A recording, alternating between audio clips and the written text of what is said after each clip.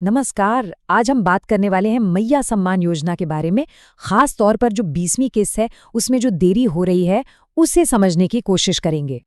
तो चलिए सीधे मुद्दे पर आते हैं। सबसे बड़ा सवाल जो सबके मन में है कि भाई ये 20वीं किश्त का पैसा आएगा कब। तो सबसे पहले एक नजर डालते हैं कि अभी पूरे झारखंड में चल क्या रहा है, मतलब सिचुएशन क्या है। देखिए, एक बात तो साफ है कि पेमेंट हो रही हैं। अभी हाल ही में जनवरी और फरवरी की जो 18वीं और 19वीं किस्त थी वो तो लाभार्थियों को मिल चुकी है। मतलब प्रोसेस रुका नहीं है। और यहाँ देखिए, ये काफी इंटरेस्टिंग है। कई जिलों में तो पेमेंट का काम पूरा भी हो चुका है, जैसे सिमडेगा, रांची, बोकारो, हजारीबाग, गुड्डा, पाकुड़, देवघर। मतलब इन सब जगहों पर पैसा पहुंच गया है और बाकी जिलों में भी जल्दी आने वाला है। तो जो लोग अभी भी इंतजार कर रहे हैं ना, उनके लिए एक ऑफिशियल मैसेज भी है, और वो ये है कि चिंता की कोई बात नहीं है, पैसा जल्दी भेज दिया जाएगा। तो एक तरह से तसल्ली रखने को कहा गया है। लेकिन अब सवाल उठता है कि अगर कुछ जिलों में पैसा आ गया तो बाकियों में देरी क्यों? तो इसका जवाब है वेरिफिकेशन। जी हाँ, एक बहुत ही जरूरी सत्यापन प्रक्रिया इसकी वजह है। तो ये समझना बहुत जरूरी है कि ये जो देरी हो रही है ना, वो कोई प्रॉब्लम नहीं है, बल्कि ये एक प्रोसेस का हिस्सा है। हर पेमेंट से पहले ये पक्का किया जाता है कि पैसा सही और एलिजिबल इंसान तक ही पहुंचे। मतलब सब कुछ चेक करके ही आगे बढ़ते हैं। और ये कोई एक बार का काम नहीं है।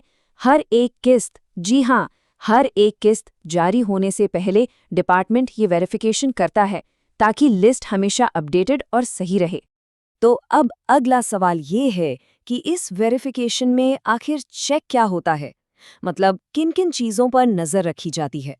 तो देखिए, मोटी मोटी 3 चीज़ें चेक होती हैं। एक, बैंक खाते का केवाईसी स्टेटस ठीक है या नहीं। दूसरा, आधार कार्ड बैंक अकाउंट से लिंक्ड है या नहीं।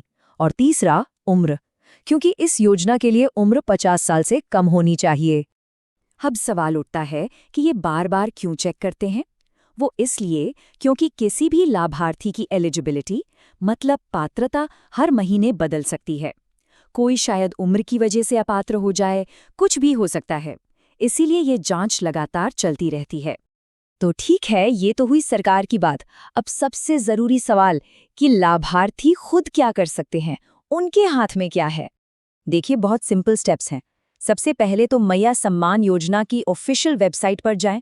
वहां जाकर अपना बेनिफिशियरी स्टेटस चेक करें, और अगर वहां कोई भी गड़बड़ या इशू दिखता है तो उसे फौरन ठीक करवाने के लिए एक्शन लें। ये स्टेटस चेक करना बहुत फायदेमंद है। इससे पूरी पेमेंट हिस्ट्री दिख जाती है और ये भी कंफर्म हो जाता है कि कोई अभी भी योजना के लिए पात्र है या नहीं।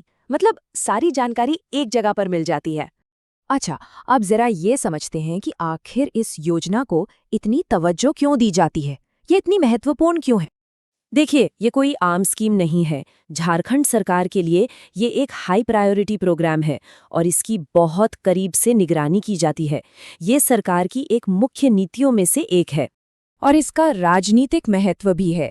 ऐसा माना जाता है कि 2019 के जो विधानसभा चुनाव हुए थे उसके नतीजों में इस योजना का एक बड़ा हाथ था।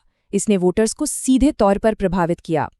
और शायद यही वजह है कि मुख्यमंत्री हेमंत सोरेन खुद पर्सनली इस स्कीम को मॉनिटर करते हैं। वो ये सुनिश्चित करना चाहते हैं कि इसमें किसी भी तरह की कोई गलती ना हो। जाहिर है, इसका सामाजिक और राजनीतिक महत्व बहुत ज्यादा है। तो आखिर में एक सवाल पर आकर रुकते हैं। हाँ, ये बात सही है कि इस वेरिफिकेशन प्रोसेस से अभी थोड़ी देरी हो रही है, लेकिन क्या यही प्रोसेस आने वाले समय में इस योजना को और भी ज्यादा मजबूत और भरोसेमंद नहीं बनाएगा? ये सोचने वाली बात है।